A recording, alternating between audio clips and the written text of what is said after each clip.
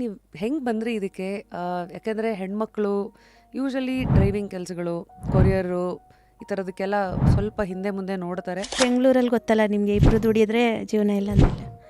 ಕಷ್ಟದ ಕೆಲಸ ಅಲ್ವಾ? ಕಷ್ಟನೇ, ತುಂಬ ಕಷ್ಟ ಇದೆ ಮೇಡಮ್. ಆ ಕೆಲಸ ಲೇಡೀಸ್ ಮಾಡೋಕ್ಕಾಗಲ್ಲ. ಮತ್ತು ಯಾಕೆ ಇದಕ್ಕೆ ಬಂದ್ರಿ? ಎಜುಕೇಷನ್ ಇಲ್ಲ. ನಾನು ಬರೀ 5ನೇ ಕ್ಲಾಸ್ ಓದಿರೋದು. ಅಡ್ರೆಸ್ ಗೊತ್ತಿಲ್ಲ, ಲೊಕೇಶನ್ ಗೊತ್ತಿಲ್ಲ, ಹ್ಞೂ ಬರೆಯೋಕ್ಕೆ ಬರಲ್ಲ, ಓದಕ್ಕೆ ಬರಲ್ಲ, ಏನು ಗೊತ್ತಿಲ್ಲ. ಡೆಲಿವರಿ ಅಂತ ಅಂದ ತಕ್ಷಣವೇ ತುಂಬ ತಪ್ಪು ಕಲ್ಪನೆಗಳು ಒಂದಷ್ಟು ಇರುತ್ತೆ. ಇವ್ರು ಹುಡುಗರ ಜೊತೆ ಕೆಲಸ ಮಾಡ್ತಾಳೆ, ಇವ್ರು ಸರಿ ಇದ್ದಾರ? ನಮ್ಮ ನಂಬರ್ ಇಟ್ಕೊಂಡು ನಮಗೆ ಸುಮ್ಮನೆ ಫೋನ್ ಮಾಡೋದು. 100 ಡೆಲಿವರಿ ಎಕ್ಸಿಕ್ಯೂಟಿವ್ಗೆ ಎಷ್ಟು ಹೆಣ್ಮಕ್ಳಿದ್ದಾರೆ? ಇವಾಗ ನಾನು ಒಬ್ಬಳೇ ಇರೋದು, ಅಲ್ಲಿ ಯಾರು ಲೇಡಿ ಇಲ್ಲ, ನಾನು ಒಬ್ಬಳೇ. ಯಾರೋ ಹೆಣ್ಮಕ್ಳು ಹಂಗಿದ್ರೆ ಇವಾಗ ಇದನ್ನು ನೋಡಿ ಸೇರ್ಕೋಬೇಕು ಅಂತ ಇರೋರಿಗೆ ಮಾಡಲ್ಲ ಮೇಡಮ್. ಹೆದರಿಕೆಯನ್ನು ಮೆಟ್ಟಿ ನಿಲ್ಲೋದು ಹೇಗೆ ನಿಮ್ಮ ಅನುಭವದಲ್ಲಿ? ಏನು ಅಂದರೆ ಯಾಕೆ ಅನ್ನೋ ಥರ ಇರಬೇಕು. ಹಾಗೆ ಇದ್ದರೆ ಮಾತ್ರ ಎಲ್ಲಿ ಬೇಕಾದರೂ ಕೆಲಸ ಮಾಡಬೇಕು. ಈ ವೃತ್ತಿ ಜೀವನ ಕಲಿಸಿರೋ ದೊಡ್ಡ ಪಾಠ ಏನು, ಬಿಗ್ಗೆಸ್ಟ್ ಲೆಸನ್? ಕೊರಿಯರ್ ಲೈಫ್ ಅಲ್ಲ ಮೇಡಮ್, ಅಷ್ಟೇ. ಜೀವನ ಇಲ್ಲ ಆಯಿತು. ಫೋನ್ ಇರೋ ಜಾಗದಲ್ಲಿ ತರಕಾರಿ ಇತ್ತು, ಮತ್ತು ಇನ್ಯಾವುದೋ ನೋಡಿದ್ನಪ್ಪ, ಅದು ಯಾವುದೋ ತೆಗೆದ್ರೆ ಒಳಗಡೆ ಹಾವು ಇತ್ತು. ಅವನೆಲ್ಲೋ ಯಾವುದೋ ಜಾಗದಲ್ಲಿ ನಿಂದ್ರಿಸಿ ಹೋಗಿರ್ತಾರೆ ಮೇಡಮ್. ಅವನು ಎಲ್ಲ ಒಳಗಡೆ ಬಾಕ್ಸ್ ಒಳಗಡೆ ಗ್ಯಾಪಲ್ಲಿ ಸೇರ್ಕೊಂಡೈತೆ. ಅಯ್ಯೋ ಟಿ ವಿನ ಸರ್ ಏನು ಮಾಡೋರು. ಆಮೇಲೆ ಹಾವನ್ನೇ ಹಾಕ್ಬಿಟ್ಟು ಪ್ಯಾಕ್ ಮಾಡಿ ಕಳ್ಸೋರೆ ಅಂತ ಹೇಳಿ.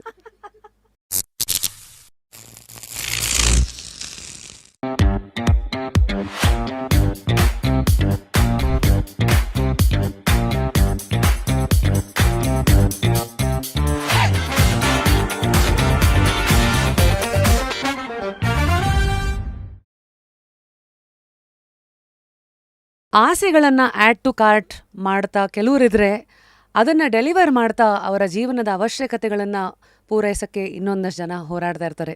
ಇವತ್ತು ಹಾಗಿದ್ರೆ just curiously it is a conversation about this unsung warrior. ಕಳೆದ 7 ವರ್ಷಗಳಿಂದ 10,000ಕ್ಕೂ ಹೆಚ್ಚು ಕೊರಿಯರ್ಗಳನ್ನು, ನಮ್ಮ ಆಸೆಗಳನ್ನು, ಕೆಲವು ಸತಿ ಅವಶ್ಯಕತೆಗಳನ್ನು, ಕೆಲವು ಸತಿ ಇದೇನಕ್ಕೆ ಆರ್ಡರ್ ಮಾಡಿದೆ, ನಿಜವಾಗ್ಲೂ ಬೇಕಿತ್ತಾ ಅಂತ ಪ್ರಶ್ನೆ ಮಾಡೋ ಹಾಗೆ ಮಾಡಿರೋ ಕೆಲವು ಪ್ರಾಡಕ್ಟ್ಸ್ಗಳನ್ನು ಯಾವುದನ್ನು ಜಡ್ಜ್ ಮಾಡದೆ, ಚಾಚೂ ತಪ್ಪದೆ, ಟಾರ್ಗೆಟ್ಸನ್ನು ಚೇಸ್ ಮಾಡ್ತಾ, ಸಮಯನ ಚೇಸ್ ಮಾಡ್ತಾ, ಇದರ ಜೊತೆಗೆ ಯಾವಾಗಲೂ ಲೈಫಲ್ಲೆಲ್ಲ ಏನೋ ಇದೆ, ನನಗೂ ಏನೋ ಒಂದಿದೆ ಅಂತ ನಂಬಿಕೆಯನ್ನು ಜೇಬಲ್ಲಿ ಇಟ್ಕೊಂಡು ಒಂದು ನಗು ಅದರ ಮೂಲಕ ಇವತ್ತು ನಾನು ಬಾಗಲ್ ಮುಂದೆ ಅವ್ರನ್ನ ನೋಡ್ತಾ ಇಲ್ಲ, ಆದರೆ ಕ್ಯಾಮ್ರಾ ಮುಂದೆ ನೋಡ್ತಾ ಇದ್ದೀನಿ. This persons life, that is ಸತ್ಯ ಅವರು, who is delivery executive, at the same time rather delivery partner Amazon ಮತ್ತು ಫ್ಲಿಪ್ಕಾರ್ಟ್ಗೆ. ಮೊದಲನೇದಾಗಿ ಸತ್ಯ ಅವರೇ, ವೆಲ್ಕಮ್ ಟು ಜಸ್ಟ್ ಕ್ಯೂರಿಯಸ್. ನಮಸ್ಕಾರ, ಹೇಗಿದ್ದೀರಿ? ಚೆನ್ನಾಗಿದ್ದೀನಿ ಮೇಡಮ್. ಮೊದಲನೇದಾಗಿ ನೀವು ಹೆಂಗೆ ಬಂದ್ರಿ ಇದಕ್ಕೆ? ಯಾಕೆಂದರೆ ಹೆಣ್ಮಕ್ಳು ಯೂಶಲಿ ಡ್ರೈವಿಂಗ್ ಕೆಲಸಗಳು, ಕೊರಿಯರು ಈ ಥರದಕ್ಕೆಲ್ಲ ಸ್ವಲ್ಪ ಹಿಂದೆ ಮುಂದೆ ನೋಡ್ತಾರೆ. ಕೆಲವು ಸತಿ ಮನೇಲಿರೋ ವಾತಾವರಣ ಇರ್ಬೋದು, ಅವರ ನಂಬಿಕೆಗಳೇ ಇರ್ಬೋದು, ಅಥವಾ ಸಮಾಜನೂ ಇರ್ಬೋದು. ನೀವು ಹೇಗೆ ಬಂದ್ರಪ್ಪ ಇದಕ್ಕೆ? Time madam. ಅಂದರೆ ಮಕ್ಕಳಿಗೆ ಟೈಮ್ ಸೇವ್ ಮಾಡಬೇಕಾಗಿತ್ತು. ಬೇರೆ ಕಡೆ ಆದರೆ 8 ಗಂಟೆಗೆ ಹೋಗ್ಬಿಟ್ಟು ಪಂಚಿಂಗ್ ಇರುತ್ತೆ, ಗಾರ್ಮೆಂಟ್ಸು ಮತ್ತು ಅದು ಇದು ಹೋಗೋಕ್ಕಾಗಲ್ಲ. ಇದಾದರೆ ಮಕ್ಕಳನ್ನ ಚೆನ್ನಾಗಿ ನೋಡ್ಬೋದು, ಅಡುಗೆ ಮಾಡ್ಬೋದು, ಎಲ್ಲ ಫ್ಯಾಮ್ಲಿ ಚೆನ್ನಾಗಿ ಇಟ್ಕೋಬೋದಲ್ಲ ಅಂತ ಬಂದು. ಅಂದರೆ ಇಲ್ಲಿ ಫ್ಲೆಕ್ಸಿಬಿಲಿಟಿ ಇದೆ, ಟೈಮಿಂಗ್ಸ್ ಇಲ್ಲ. ನಿಮ್ಮ ದಿನ ಹೇಗಿರುತ್ತೆ ಬೆಳಗ್ಗೆಯಿಂದ ಸಾಯಂಕಾಲವರೆಗೂ ಈ ಕೊರಿಯರ್ ಪಾರ್ಟ್ನರ್ ಆಗಿ? ಬೆಳಗ್ಗೆಯಿಂದ ಅಂದರೆ ಅದೇ ಬೆಳಗ್ಗೆ ಒಂದು 5 ಗಂಟೆ 6 ಗಂಟೆಗೆ ಅಸೈನ್ ಮಾಡಿರ್ತಾರೆ ಮೇಡಮ್ ಪಾರ್ಸಲ್ಲು.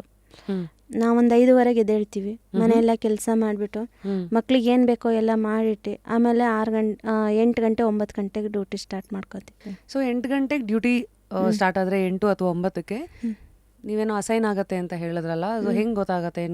ಮೊಬೈಲಲ್ಲಿ ಗೊತ್ತಾಗುತ್ತೆ. ಲೊಕೇಶನ್, ಅಡ್ರೆಸ್ಸು, ಪಾರ್ಸಲ್ಲು, ಇಷ್ಟು ಪಾರ್ಸಲ್ 100-150 ಪಾರ್ಸಲ್ ಅಸೈನ್ ಆಗಿರುತ್ತೆ. ಫುಲ್ ಲಿಸ್ಟ್ ಬಂದಿರುತ್ತೆ ನಮಗೆ. ಒಂದು ದಿನ ಬೆಳಗ್ಗೆ ನಿಮಗೆ ಇಡೀ ದಿನದ್ದು ಅಸೈನ್ಮೆಂಟ್ ಬಂದಿರುತ್ತೆ. ಒಂದು ದಿನಕ್ಕೆ ಎಷ್ಟು ಬರುತ್ತೆ? ಒಂದು ದಿನಕ್ಕೆ 100-150 ಬರುತ್ತೆ, ಒಂದು ದಿನಕ್ಕೆ 60 ಬರುತ್ತೆ, ಒಂದು ದಿನಕ್ಕೆ 20 ಕೂಡ ಬರುತ್ತೆ, ಒಂದು ದಿನಕ್ಕೆ 10 ಕೂಡ ಬರುತ್ತೆ. ಯಾರು ಡಿಸೈಡ್ ಮಾಡ್ತಾರೆ ದಿನಕ್ಕೆ ಯಾರಿಗೆ ಎಷ್ಟು ಬರಬೇಕಂತ? ಒಳಗಡೆ ಇರ್ತಾರೆ, ಸೂಪರ್ವೈಸರ್ ಇರ್ತಾರೆ, ಮತ್ತು ಹುಡುಗರು ಇರ್ತಾರೆ ಒಳಗಡೆ. ಒಂದು 10-15 ಜನ ಹುಡುಗರು ಇರ್ತಾರೆ, ಅದಕ್ಕಿಂತ ಪಿಕ್ಕಿಂಗ್ ಕೆಲಸಕ್ಕೆ ಇರ್ತಾರೆ ಅವ್ರು. ಸೊ ಒಂದೊಂದು ಪಾರ್ಸಲ್ಲು ಹೆಂಗೆ ಡೆಲಿವರ್ ಮಾಡ್ತೀರಾ? ಮೊಬೈಲಿಗೆ ನಿಮಗೆ ಬಂದಿರುತ್ತೆ, ಏನೇನು ಬರುತ್ತೆ? ಅಡ್ರೆಸ್ ಬರುತ್ತಾ, ಹೆಸರು ಬರುತ್ತಾ? ಹೆಸರು ಬರುತ್ತೆ, ಲೊಕೇಶನ್ ಬರುತ್ತೆ, ಅವ್ರ ಫೋನ್ ನಂಬರ್ ಇರುತ್ತೆ. ಆಮೇಲೆ ಹೋಗ್ಬಿಟ್ಟು ಸೆಕ್ಯೂರಿಟಿ ಗೇಟಲ್ಲಿ ಫಸ್ಟ್ ಎಂಟ್ರಿ ಮಾಡಿಸ್ತೀವಿ. ಆಮೇಲೆ ಅವ್ರು ಅಲೌಡ್ ಕೊಟ್ಟರೆ ಮಾತ್ರ ಒಳಗಡೆ, ಇಲ್ಲ ಗೇಟಲ್ಲೇ ಕೊಡಬೇಕು ಅಂದರೆ ಒಂದು ಸತಿ ಕಾಲ್ ಮಾಡಿ OTP ಇಸ್ಕೊಂಡು ಫೋಟೋ ತೊಗೊಂಡು ಗೇಟಲ್ಲಿ ಕೊಡಬೇಕು. ಇಲ್ಲ ಡೋರ್ ಡೆಲಿವರಿನೇ ಮಾಡಬೇಕು ಅಂದರೆ ಅದೆಷ್ಟೇ ಕಷ್ಟ ಆದ್ರೂ ಡೋರ್ ಡೆಲಿವರಿ ಮಾಡಲೇಬೇಕು ಮೇಡಮ್. ಅವ್ರು ಎಂಥ ಪ್ರಾಬ್ಲಮ್ ಇದ್ದರೂ ಡೋರ್ ಡೆಲಿವರಿ ಮಾಡಲೇಬೇಕು, ಇಲ್ಲಾಂದರೆ ಕಂಪ್ಲೇಂಟ್ ಮಾಡ್ತಾರೆ. ಇಲ್ಲಿಗೆ ಹೆಂಗೆ ಅಟ್ಯಾಚ್ ಆದ್ರಿ? ಅಂದರೆ ಈ ಥರದ್ದು ಒಂದು ಕೆಲಸ ಇದೆ ಅಂತ ಹೇಗೆ ಗೊತ್ತಾಯಿತು? ಮತ್ತು ಏನೇನು ಡಾಕ್ಯುಮೆಂಟ್ಸು ಎಲ್ಲ ಹೆಂಗೆ ಆನ್ ಬೋರ್ಡಿಂಗ್ ಹೆಂಗಾಯಿತು? ಮೇಡಮ್ ನಾನು ಹೋಗ್ತಾ ಇದ್ದಿದ್ದು, ನಾನು 16 ವರ್ಷಕ್ಕೆ ಬೆಂಗಳೂರಿಗೆ ಬಂದಿರೋದು. ಗಾರ್ಮೆಂಟ್ಸ್ ಕೆಲಸಕ್ಕೆ ಹೋಗ್ತಿದ್ದೆ. ಆಮೇಲೆ ಮ್ಯಾರೇಜ್ ಆಯಿತು, ಮಗುಗಿಗೂ ಎಲ್ಲ ಆಯ್ತು ಅಷ್ಟೇ, ಮನೇಲೇ ಇದ್ವಿ. ಆಮೇಲೆ ತಿರ್ಗಾ ಗಾರ್ಮೆಂಟ್ಸಿಗೆ ಹೋಗ್ಬೇಕು, ಯಾಕಂದರೆ ಬೆಂಗಳೂರಲ್ಲಿ ಗೊತ್ತಲ್ಲ ನಿಮಗೆ, ಇಬ್ಬರು ದುಡಿಯೋದ್ರೆ ಜೀವನ ಇಲ್ಲ ಅಂದ್ರಿಲ್ಲ. ಆಮೇಲೆ ತಿರ್ಗಾ ಗಾರ್ಮೆಂಟ್ಸ್ ಬಿಟ್ಟು ಬೇಡ ನಮ್ಮನೆಯವರು ಮನೆಯಲ್ಲೇ ಇರೋ ಅಂದರು. ನಮ್ಮನೆಯವ್ರಿಗೆ ಹೈ ಶುಗರ್ ಜಾಸ್ತಿ. ಆಮೇಲೆ ಮಗು ಆಯಿತು ಮೇಡಮ್. ಮಗು ಆದಮೇಲೆ ನಾವು ಇದ್ದಿದ್ದು ಕೋರಮಂಗಲದಿಂದ ಇಲ್ಲಿಗೆ ಶಿಫ್ಟ್ ಆದ್ವಿ. ಆಮೇಲೆ ಇಲ್ಲಿ ಮಕ್ಕಳು ಎಜುಕೇಷನ್ ಅಲ್ಲಾದರೆ ಜಾಸ್ತಿ ಎಜುಕೇಷನ್ ಅಂದ್ಬಿಟ್ಟು ಇಲ್ಲಿ ಶಿಫ್ಟ್ ಆದ್ವಿ, ಇಲ್ಲಿ ಕಮ್ಮಿ ಇರುತ್ತೆ ಅಂದ್ಬಿಟ್ಟು. ತಿರ್ಗಾ ನಮ್ಮ ಮನೆಯವರಿಗೆ ಶುಗರ್ ಅಟ್ಯಾಕ್ ಆಯ್ತು ಮೇಡಮ್. ಅವಾಗ ನಮ್ಮ ಮನೆಯವರು ಓಲಾ ಉಬರ್ ಅಂತ ಓಡಿಸ್ತಿದ್ರು. ನಮ್ಮದು ಒಂದು 2-3 ಕಾರ್ ಇಟ್ಕೊಂಡು ಡೈವರು ಅದು ಇದು ಇಟ್ಕೊಂಡಿದ್ವಿ. ಕೊರೋನಾ ಟೈಮಲ್ಲಿ ಎಲ್ಲ ಮಾರಿಬಿಟ್ವಿ ಮೇಡಮ್. ಹೌದಾ? ಮಾರಿಬಿಟ್ವಿ. ಆಮೇಲೆ ತಿರ್ಗಾ ಬಂದುಬಿಟ್ಟು 2 ತಿಂಗಳು ಕೆಲಸ ಇಲ್ವಲ್ಲ, ನಾನೇನು ಮಾಡಿದೆ, ನಮ್ಮ ಮನೆಯವರು ನೀನು ಹೋಗಬೇಡ ಇರು, ನಾನು 2 ತಿಂಗಳು ಸೆಕ್ಯೂರಿಟಿ ಕೆಲಸ ಮಾಡ್ತೀನಿ ಅಂತ ಸೆಕ್ಯೂರಿಟಿ ಕೆಲಸ ಮಾಡಿದೆ. 2 ತಿಂಗಳು ಸೆಕ್ಯೂರಿಟಿ ಕೆಲಸ ಮಾಡಿಬಿಟ್ಟು ಮನೆಗೆ ಏನು ಬೇಕು ರೇಷನ್ ಎಲ್ಲ ತಂದು ಹಾಕೊಂಡ್ವಿ. ಆಮೇಲೆ 2 ತಿಂಗಳು ಲಾಕ್ಡೌನ್ ಮುಗೀತಲ್ವ. ಆಮೇಲೆ ತಿರ್ಗಾ ಇವರು ನಾನು ಡ್ಯೂಟಿಗೆ ಹೋಗ್ತೀನಿ ಅಂದ್ಬಿಟ್ಟು ಗಾಡಿ ಎಲ್ಲ ಮಾರಾಕ್ಬಿಟ್ಟು ಲೋನ್, ನಿಂತಿರೋ ಗಾಡಿಗೆ 15,000 ಸಾವಿರ ಲೋನ್ ಕಟ್ಟಬೇಕಲ್ಲ ಮೇಡಮ್. ತಿಂಗಳಿಗೆ 70,000 ಸಾವಿರ ಲೋನ್, ನಿಂತಿರೋ ಗಾಡಿಗೆ 80,000 ಲೋನ್ ಕಟ್ತಿದ್ವಿ. ಆಮೇಲೆ ತಿರ್ಗಾ ಒಡವೆಗಳೆಲ್ಲ ಇಟ್ಬಿಟ್ಟು ಎಲ್ಲನೂ ತೀರಿಸ್ಬಿಟ್ಟು ಎಲ್ಲ ಮಾರಿಬಿಟ್ವಿ. ಲಾಸ್ಟಿಗೆ ಆಟೋ ತೊಗೊಂಡ್ರು. ಆಮೇಲೆ ನಾನು ಸುಮ್ಮನೆ ಮನೇಲಿದ್ದೆ, ಕೂತ್ಕೊಂಡಿದ್ದೆ. ಆಮೇಲೆ ಬೇಡ ಹೋಗೋದು ಅಂದರು. ಆಟೋದಲ್ಲಿ ಏನು ಬರುತ್ತೆ, 2 ಮಕ್ಳು, ಹೆಣ್ಮಕ್ಳು ಬೇರೆ. ಆಮೇಲೆ ತಿರ್ಗಾ ಸರಿ ನಾನು ಹೋಗ್ತೀನಿ ಅಂದರೆ 1 ವಾರ ಗಾರ್ಮೆಂಟ್ಸಿಗೆ ಹೋದೆ ಮೇಡಮ್. ಅಲ್ಲಿ ನನ್ನ ಕೈಲಿ ಆಗಲಿಲ್ಲ, ಯಾಕಂದ್ರೆ ಮಕ್ಳು ನೋಡಬೇಕಾಗಿತ್ತು. ಆಮೇಲೆ ಬಿಟ್ಟು ಹಿಂಗೆ ರೋಡಲ್ಲಿ ಬರ್ತಾ ಇರುವಾಗ ಮೀನಾಕ್ಷಿ ಲೇಔಟ್ ಅಂತ ಇದೆ ಮೇಡಮ್, ಇಲ್ಲಿ ರಾಯಸಂದ್ರ ಲೇಕ್ ಹತ್ರ. ಅಲ್ಲಿ ಬರುವಾಗ ಒಂದು ಎಲ್ಲ ಫುಲ್ಲು ಗೋಡನ್, ದೊಡ್ಡ ಗೋಡನ್ ಮೇಡಮ್. ಅಲ್ಲಿ ಎಲ್ಲ ಪಾರ್ಸಲ್ ಎತ್ತಿ ಹಾಕ್ತಾಯಿದ್ರು.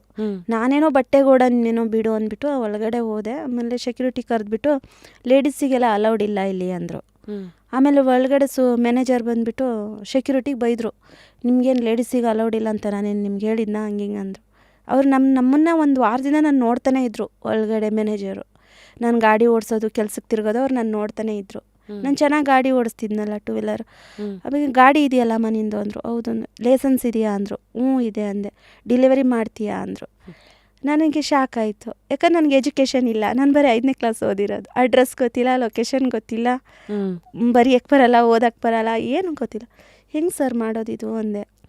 ಏನೂ ಇಲ್ಲ, 1 ದಿನ ಟ್ರೈನಿಂಗ್ ಕಳಿಸ್ತೀನಿ, ಏರಿಯಾಗಳು ನೋಡ್ಕೊಳ್ಳಿ ಅಂದರು. ಏರಿಯಾ ತೋರಿಸ್ತೀರಾ, ಎಲ್ಲ ತೋರಿಸ್ತೀರಾ, ಬಟ್ ಅಡ್ರೆಸ್ ಅವ್ರ ಹೆಸರು ಓದಬೇಕಲ್ಲ ಸರ್, ನನಗೆ ಗೊತ್ತಿಲ್ವಲ್ಲ. ಅದು ಮೇನು. ಅದಕ್ಕೆ ಇಂಗ್ಲೀಷ್ ಬೇಕಲ್ವಾ, ಎಲ್ಲ ಲೇಬಲ್ಸ್ ಇಂಗ್ಲೀಷಲ್ಲೇ ಇರೋದಾ? ಆಮೇಲೆ ಇವ್ರಿಗೆ ಕೊಟ್ಟು ಆಮೇಲೆ ಕನ್ಫ್ಯೂಸ್ ಬೈಸ್ಕೋಬೇಕಲ್ಲ, ಅದು ಬೇರೆ ಭಯ ಆಗೋಯ್ತು. ಆಮೇಲೆ 1 ತಿಂಗಳು ನನ್ನ ಮಗಳ ಕೈಯಲ್ಲಿ ನಾನು ಒಂದು ಸ್ವಲ್ಪ ಒಂದು 6 ಗಂಟೆಯಿಂದ ಹಿಡಿದು 10 ಗಂಟೆವರೆಗೂ ಸ್ವಲ್ಪ ನಾನು ಓದಿದೆ ಮೇಡಮ್. ನಾನು ಅವ್ರು ಹೇಳ್ಕೊಟ್ಲು ನನ್ನ ಮಗಳು ನನಗೆ. ಅವಳು ನಿಮ್ಗೆ ಇಂಗ್ಲೀಷ್ ಹೇಳ್ಕೊಡ್ಲಾ? So nice. ಅಮ್ಮ ಎ ಅಂದ ಬಂದರೆ ಈ ಅಕ್ಷರ, ಈ ಹೆಸರು ಬರುತ್ತೆ. ಬಿ ಅಂದರೆ ಬಂದರೆ ಈ ಅಕ್ಷರ ಬರುತ್ತೆ, ನೋಡ್ಕೊ. ಆಮೇಲೆ ನಮ್ಮ ಹಸ್ಬೆಂಡಿಗೆ ಆ ಹೆಸರು ಫೋಟೋ ತೆಗೆದ್ಬಿಟ್ಟು ಇದೇನು ಹೆಸರು ಓದು, ಇದೆಲ್ಲಿ ಬರುತ್ತೆ ಓದು ಅಂದ್ಬಿಟ್ಟು ನಮ್ಮ ಮನೆಯವರಿಗೆ 1-2 ತಿಂಗಳು ಫೋಟೋ ಹೊಡೆದು ಕಳಿಸ್ತಿದ್ದೆ. ನನಗೆ ಹಿಂದಿ ಬರಲ್ಲ ಮೇಡಮ್, ಏನೂ ಬರಲ್ಲ. ಆಮೇಲೆ ಕಾಲ್ ಹಾಕ್ಬಿಟ್ಟು ಮಾತಾಡಿಸ್ತಿದ್ದೆ. ಇದೆಲ್ಲಿ 1 ವರ್ಷ ಕಷ್ಟಪಟ್ಟೆ ಮೇಡಮ್ ನಾನು ಈ ಕೆಲಸ ಕಲಿಬೇಕು ಅಂತ. ಆಮೇಲೆ change is uncomfortable in the beginning ಅಂತ. ಅಂದರೆ ಏನಾದ್ರು ಹೊಸ ಬದಲಾವಣೆ ಆಗ್ತಾ ಇದ್ದಾಗ ಅದರಲ್ಲಿ ಒಂದಷ್ಟು ಇರುತ್ತೆ, ಸರಿಯಾಗಿ ಕೆಲವುದು ಆಗತ್ತೋ ಇಲ್ವೋ ಅನ್ನೋ ಭಯ ಇರುತ್ತೆ. ಮುಂದೆ ಅವ್ರೇನು ಅನ್ಕೊತಾರೆ, ಇವ್ರೇನು ಅನ್ಕೊತಾರೆ. ಸೊ ಈ ಥರದ್ದೆಲ್ಲ ನಿಮ್ಮ ಮನಸ್ಸಿಗೆ ಏನಾದ್ರು ಬಂದಿತ್ತಾ? ಹೇಗೆ ನೋಡ್ತಾ ಇದ್ರಿ ಆ ಒಂದು ಫೇಸ್ ಆಫ್ ಲೈಫ್ನ? ಫಸ್ಟ್ ಮೊದಲ ವರ್ಷ ತುಂಬ ನರ್ಕ ಮೇಡಮ್ ಅದು. ಅಂದರೆ ಇವಾಗ ಡೆಲಿವರಿ ಮಾಡೋಕ್ಕೆ ಹೋದಾಗ ಆ ಥರ ಅನುಭವ ಏನಂದರೆ ಅದು ಹೇಳ್ಕೊಳಕ್ಕಾಗಲ್ಲ ಮೇಡಮ್. ಆ ಥರ ಘಟನೆಗಳು ಆಗ್ತವೆ. ಅಂದರೆ ಯಾವುದು ನಿಮಗೆ ಹೇಳ್ಕೊಳ್ಳೋಕ್ಕೆ ಕಂಫರ್ಟಬಲ್ ಆಗಿದ್ದೀರೋ ಒಳಗಡೆ? ಇವಾಗ 20 ಜನ 30 ಜನ ಒಳಗಡೆ ಹುಡುಗರು ಇರ್ತಾರೆ ಮೇಡಮ್. ಅಲ್ಲಿ ಹೋಗಿ ಒಂದು ಲೇಡಿ ಕೆಲಸ ಮಾಡಬೇಕಂದ್ರೆ ಹೆಂಗಿರುತ್ತೆ ಹೇಳಿ? ಸರಿ, ನಾವು ಇದು ಇರಬೇಕು, ಸ್ವಲ್ಪ ಜೋರಿದ್ರೆ ಮಾತ್ರನೇ ಅಲ್ಲಿ. ಅಂದರೆ ನೀವು ಅಲ್ಲಿ ಹೋಗಿ ನಿಮ್ಮ ಕೊರಿಯರ್ಗಳು ಹುಡ್ಕೋಬೇಕಾ ಅಥವಾ ಸಪ್ರೇಟಾಗಿ ಇಟ್ಟಿರ್ತಾರೆ? ಅಂದರೆ ಎಲ್ಲಿ ಸಮಸ್ಯೆ ಬರುತ್ತೆ? ಅಥವಾ ಒಂಥರ ಕಾಲೇಜಲ್ಲಿ ರ್ಯಾಗಿಂಗ್ ನಡೆಯತ್ತಲ್ಲ ಆ ಹಾಂ ಥರ ಆ ಥರನೇ ಆಗುತ್ತೆ ಮೇಡಮ್ ಅಲ್ಲಿ. ಒಂದು ಹೆಂಗ್ಸ್ ಬಂದ್ಲು ಅಂತ ಹಾಂ ನಿಮ್ಮನ್ನ ಸರಿಯಾಗಿ ನೋಡೋದು ದೃಷ್ಟಿ ಅವ್ರ ಹತ್ರ ಚೆನ್ನಾಗಿದ್ರೆ ಮಾತ್ರ, ಇಲ್ಲ ಅಂದರೆ ಇಲ್ಲ. ಅವ್ರ ಹತ್ರ ನಾವು ನಗಾಡ್ಕೊಂಡು ಚೆನ್ನಾಗಿದ್ರೆ ಮಾತ್ರ ಅಲ್ಲಿ ಕೆಲಸ, ಇಲ್ಲ ಅಂದರೆ ಇಲ್ಲ. ನೀವು ಮುಖ ಗಂಟು ಮಾಡ್ಕೊಂಡಿದ್ರೆ ಬೇರೆ ಬೇರೆ ರೂಟಿಗೆ ಕಳಿಸ್ತಾರೆ, ಹತ್ರ ರೂಟಿಗೆ ಕಳಿಸಲ್ಲ. ನಮ್ಗೆ ಯಾವುದು ಕಷ್ಟ ರೂಟು, ಯಾವುದು ನಿಮ್ಗೆ ಆಗಲ್ಲ ಅನ್ನೋ ರೂಟಿಗೆ ಅವರು ಕಳಿಸ್ತಾರೆ. ನಮ್ಗೆ ಆಗಿದೆ ಮೇಡಮ್ ಆ ಥರ, ನಾನು ಅಲ್ಲಿ ಹೋಗಿ ಮಾಡಿದ್ದೀನಿ ಆ ಥರ ಕೆಲಸ. ಎಲ್ಲವನ್ನು ನೋಡಿ ಆಯಿತು ಕೊಡಿ ನಾನು ಮಾಡ್ತೀನಿ ಅಂತ ಅರ್ಥ ಮಾಡ್ಕೊಂಡ್ರಿ. ಕೊಡಿ ನಾನು ಮಾಡ್ತೀನಿ, ಮಾಡಬೇಕಾ ಮಾಡ್ತೀನಿ ಕೊಡಿ ಅಷ್ಟೇ. ಆಸೆ ಪಟ್ಟೆ ಇಲ್ಲಿಗೆ ಬಂದಿದ್ದು, ಇಲ್ಲಿಗೆ ಬಂದಮೇಲೆ ಅಟ್ಲೀಸ್ಟ್ ದುಡ್ಡಲ್ಲಿ ಸಮಾಧಾನ ಇದೆಯಾ? ದುಡ್ಡಿನ ವ್ಯವಸ್ಥೆ ಹೇಗಿದೆ? ದುಡ್ಡು ಚೆನ್ನಾಗಿದೆ, ದುಡ್ಡಿನ ವ್ಯವಸ್ಥೆ ಚೆನ್ನಾಗಿದೆ. ಅಂದರೆ ಇವಾಗ ಒಂದು ಗಾರ್ಮೆಂಟ್ಸಿಗೆ ಹೋದರೆ 10,000 to 12,000 ಕೊಡ್ತಾರೆ ಮೇಡಮ್. 8-9 ಅವರ್ ಡ್ಯೂಟಿ ಮಾಡಬೇಕು, ಅಲ್ಲಿ ನಿಂತ್ಕೋಬೇಕು, 8 ಅವರ್ ನಿಂತ್ಕೋಬೇಕು, ಚೆಕಿಂಗ್ ಮಾಡಬೇಕು, ಬೈಸ್ಕೋಬೇಕು, ಅವ್ರ ಹತ್ರ ಎಲ್ಲ ಅನ್ಸ್ಕೋಬೇಕು. ಇದರಲ್ಲಿ ಹಂಗೆಲ್ಲ ಮೇಡಮ್, ಒಂದು ಪಾರ್ಸಲಿಗೆ 18 ರೂಪಾಯಿ ಕೊಡ್ತಾನೆ. ಯಾವುದೇ ಎಷ್ಟೇ ಸೈಜಿಂದಿರಲಿ, ಚಿಕ್ಕದಿರಲಿ, ದೊಡ್ಡದಿರಲಿ, ಎಲ್ಲದಕ್ಕೂ ಒಂದು ಪಾರ್ಸಲ್ 18 ರೂಪಾಯಿ. 18 ರೂಪಾಯಿ. ಎಷ್ಟೋ ಹೆಣ್ಮಕ್ಳು ಇವತ್ತಿಗೂ ಹೆದರ್ತಾರಲ್ಲ, ಹೆದರಿಕೆನ ಮೆಟ್ಟಿ ನಿಲ್ಲೋದು ಹೇಗೆ ನಿಮ್ಮ ಅನುಭವದಲ್ಲಿ? ನೀವು ಹೇಗೆ ಮೆಟ್ಟಿ ನಿಂತ್ರಿ? ಒಂದು ಕಸ್ಟಮರ್ ಮೇಡಮ್, ಇವಾಗ ನಾವು ಡೆಲಿವರಿಗೆ ಹೋಗಿರ್ತೀವಿ ಮೇಡಮ್, ಕಸ್ಟಮರ್ ಹತ್ರ ಹೋದಾಗ ಇವಾಗ ತುಂಬ ಜನ ರೆಸ್ಪೆಕ್ಟ್ ಕೊಡ್ತಾರೆ ನಮಗೆ ಅಂತ. ಇವಾಗ ಹೋದ ತಕ್ಷಣ ಬಿಸಿಲಲ್ಲಿ ನಮಗೆ ಟಿಪ್ಸ್ ಅಂತ ಕೊಡ್ತಾರೆ, 50 ರೂಪಾಯಿ ಕೊಡ್ತಾರೆ, ಎಲ್ಲ ನೀರು ಕೊಡ್ತಾರೆ. ಒಂದೊಂದು ಕಸ್ಟಮರ್ ಆ ಥರ ಇರೋಲ್ಲ. ನಮಗೆ ಡಿಲಿವರೆಲ್ಲ ಅವಳಾ ಹೋಗೇ ಬಾರೆ ಅಂತಾರೆ. ನಾವು ಇನ್ನೊಂದು ಸತಿ ನಾವು ಆ ಹೋಗೇ ಬಾರೆ ಅನ್ನೋ ರೂಟಲ್ಲಿ ನಾವು ಇಟ್ಕೋಬಾರ್ದು. ನಾವು ಅದನ್ನು ತಿರುಗಿಸಿ ಹೇಳಬೇಕು, ರೆಸ್ಪೆಕ್ಟ್ ಕೊಟ್ಟು ಫಸ್ಟ್ ರೆಸ್ಪೆಕ್ಟ್ ತೊಗೊಳ್ಳಿ. ಏನು ಹೇಳಿ, ಈ ಥರ ಹೇಳಿದ್ದೀರಾ ನೀವು? ತುಂಬ ಜನಕ್ಕೆ ಹೇಳಿದ್ದೀನಿ. ಇಷ್ಟೆಲ್ಲ ಕೊರಿಯರ್ ಡೆಲಿವರಿ ಅಂತೆಲ್ಲ ಮಾಡಿರ್ತೀರಲ್ಲ, ನಿಮಗೆ ಭಾಳ ಖುಷಿ ಕೊಟ್ಟಿರೋ ಅಂಥ ಒಂದು ಘಟನೆ ಯಾವುದು ಡೆಲಿವರಿ ಮಾಡಿರೋ ಇದರಲ್ಲಿ? ಇವತ್ತವರೆಗೂ ನೀವು ಜ್ಞಾಪಕ ಇಟ್ಕೊಳ್ಳೋ ಅಂಥ ಒಂದು ಘಟನೆ ಯಾವುದಾದ್ರು? ಸೊ ಅಮೆಝಾನ್, ಫ್ಲಿಪ್ಕಾರ್ಟ್ ಎರಡೂ ಕಡೆ ಪರ್ ಡೆಲಿವರಿ ಪರ್ ಪಾರ್ಸಲ್ 18 ರೂಪೀಸೇನಾ? ಇಲ್ಲ ಮೇಡಮ್, ಅಮೆಝಾನ್ದಲ್ಲಿ 10 ರೂಪಾಯಿ, ಇದರಲ್ಲಿ 18 ರೂಪಾಯಿ. ಓ, ನೀವು ಹೆಂಗೆ ಚೂಸ್ ಮಾಡ್ತೀರಾ? ಎರಡೂ ಆನ್ ಮಾಡಿ ಇಟ್ಬಿಟ್ಟಿರ್ತೀರಾ? ಫ್ರೀ ಇದ್ದಾಗ ಅದು ಇದರಲ್ಲಿ ಸ್ವಲ್ಪ ತೊಗೊತೀವಿ ಮೇಡಮ್. ಬೆಳಗ್ಗೆ 6 ಗಂಟೆಗೆ ಒಂದು ಶಿಫ್ಟ್ ಇದೆ ನನಗೆ. ಇದು ದೊಡ್ಡಕನಹಳ್ಳಿ ಅಂತ ಇದೆ ಮೇಡಮ್, ಇಲ್ಲಿ 6 ಗಂಟೆಗೆ ಒಂದು ಶಿಫ್ಟ್ ಇದೆ. ಅಲ್ಲಿ ಕೊಡ್ತಾರೆ ನಮ್ಗೆ 18 ರೂಪಾಯಿ ಪ್ಯಾಕೇಜು. ಅದು 4 ಅವರಲ್ಲಿ ಕಂಪ್ಲೀಟ್ ಆಗಿಬಿಡ್ಬೇಕು. ಅದು ಪ್ರೇಮ್ ಪ್ಯಾಕೇಜ್ ಅಂದ್ಬಿಟ್ಟು ಅದು ಕಸ್ಟಮರ್ ಏನಂದರೆ ಅವರು ಎಕ್ಸ್ಟ್ರಾ ದುಡ್ಡು ಹಾಕ್ಬಿಟ್ಟು ಅದನ್ನು ಆರ್ಡ್ರ್ ಮಾಡಿರ್ತಾರೆ. ಹೌದು, ಸಪ್ರೇಟ್ ಮೆಂಬರ್ಶಿಪ್ ಇರುತ್ತೆ, ಸೇಮ್ ಡೇ ಡೆಲಿವರಿ ಎಲ್ಲ ಇರುತ್ತೆ. ಸಪ್ರೇಟಾಗಿ ಕೊಟ್ಟು ಆರ್ಡ್ರ್ ಮಾಡಿರ್ತಾರೆ. ಅವ್ರಿಗೆ ಆ ಟೈಮಿಗೆ ಹೋಗಿ ನಾವು ತಲುಪಿಸ್ಬೇಕು. ಅವ್ರಿಗೆ ಅದು ಖುಷಿ, ನನ್ನ ಟೈಮಿಗೆ ಇದು ಬಂತಲ್ಲ ಅನ್ನೋದು ಅವರು ಆ ಫೀಲ್ ಮಾಡ್ಕೊಂಡು ನಮ್ಮನ್ನು ಇಷ್ಟಪಡ್ತಾರೆ.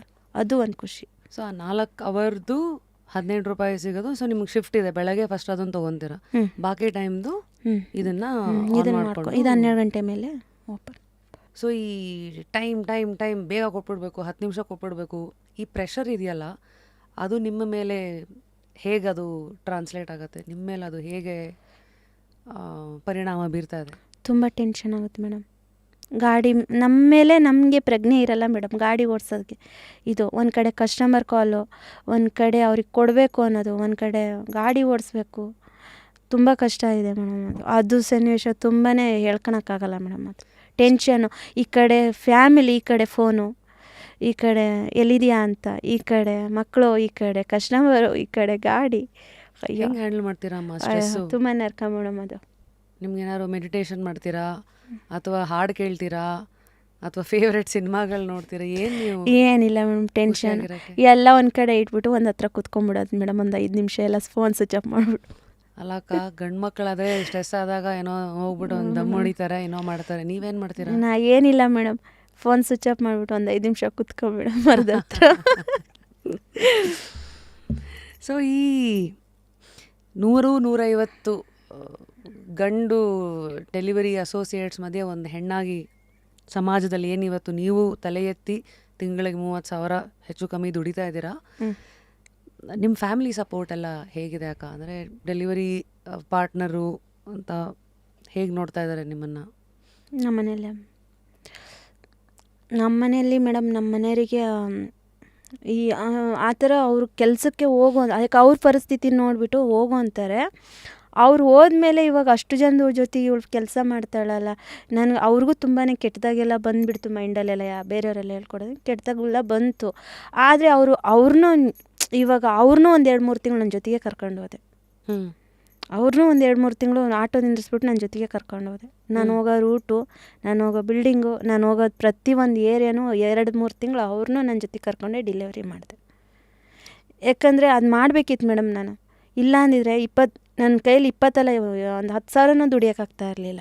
ಅಂದರೆ ಡೌಟ್ಸು, ನಂಬಿಕೆ ಯಾರಿಗಾದರೂ ಫ್ಯಾಮ್ಲಿಲಿ ಬಂದೇ ಬರುತ್ತಲ್ಲ, ಅಷ್ಟು ಜನ ಜೊತೆ ಇವಳು ನನ್ನ ಹೆಂಡ್ತಿ ಮಾಡ್ತಾವಳೆ ಅಂತಂದು ಈಗ ಯಾರಿಗಾದರೂ ಅವ್ರ ಬಗ್ಗೆ ನಾವು ತಿಳ್ಕೊಬೇಕಲ್ವಾ.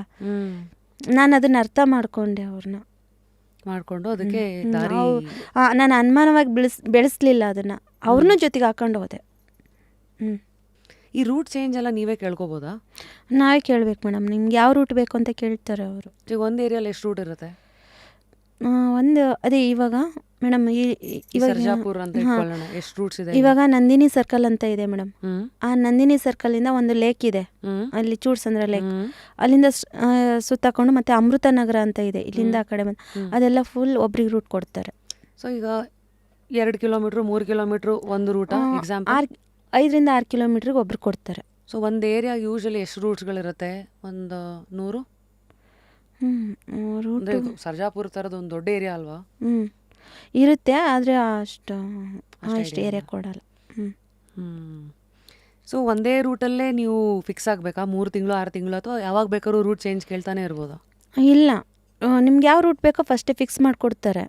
ಎಷ್ಟು ದಿವಸಕ್ಕೆ ಒಂದ್ಸತಿ ಚೇಂಜ್ ಆಗುತ್ತೆ? ಚೇಂಜ್ ಆಗಲ್ಲ, ಒಂದೇ ಚೇಂಜ್ ಆಗಲ್ಲ. ಈಗ ಉದಾಹರಣೆಗೆ ನೀವು ಈ ರೂಟ್ ಎಷ್ಟು ವರ್ಷದಿಂದ ಇದೇ ರೂಟ್ ಮಾಡ್ತಾ ಇದ್ದೀರಾ? ಇದೇ ರೂಟೇ ನಾನು 6-7 ವರ್ಷದಿಂದ ಮಾಡ್ತಾ ಇದ್ದೀನಿ ಮೇಡಮ್.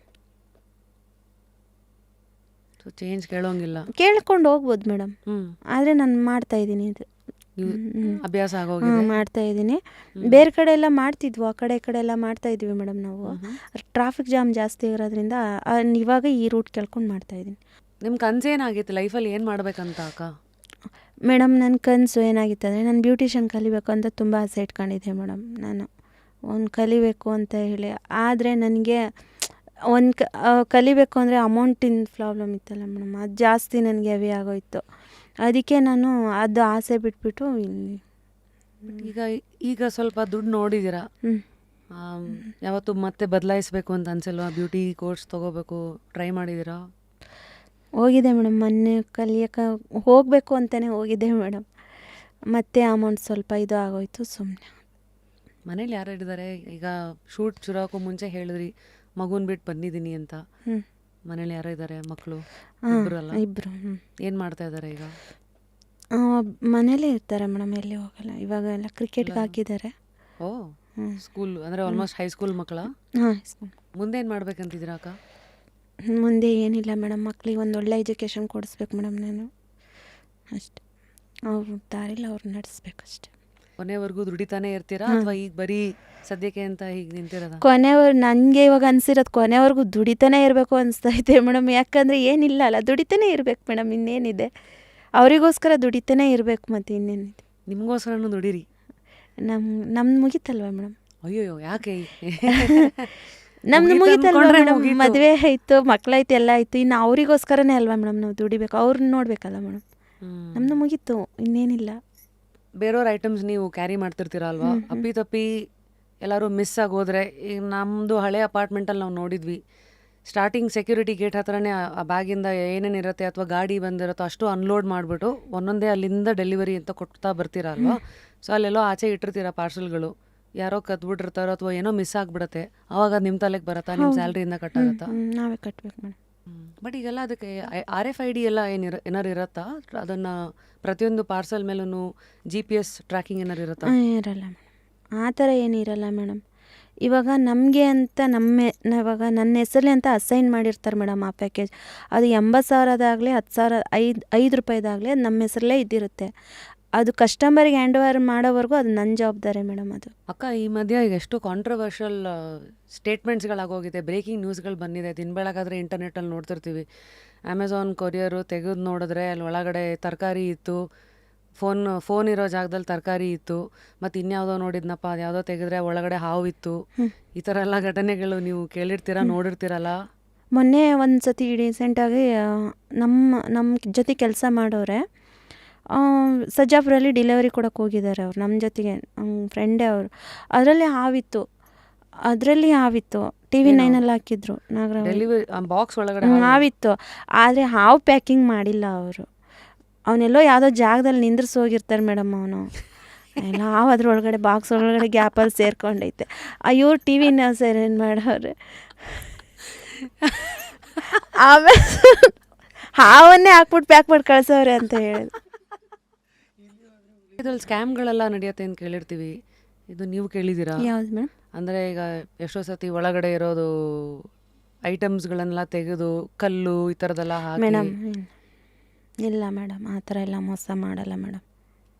ಸೊ ಇವೆಲ್ಲ ಬರೀ ಸುಮ್ಮನೆ ಅಲ್ಲೊಂದು ಇಲ್ಲೊಂದು ನಡೆದಿರೋ ಘಟನೆಗಳನ್ನ ಹಿಡ್ಕೊಂಡು ದೊಡ್ಡದು ಮಾಡ್ತಾರೆ ಅಂತೀರಿ.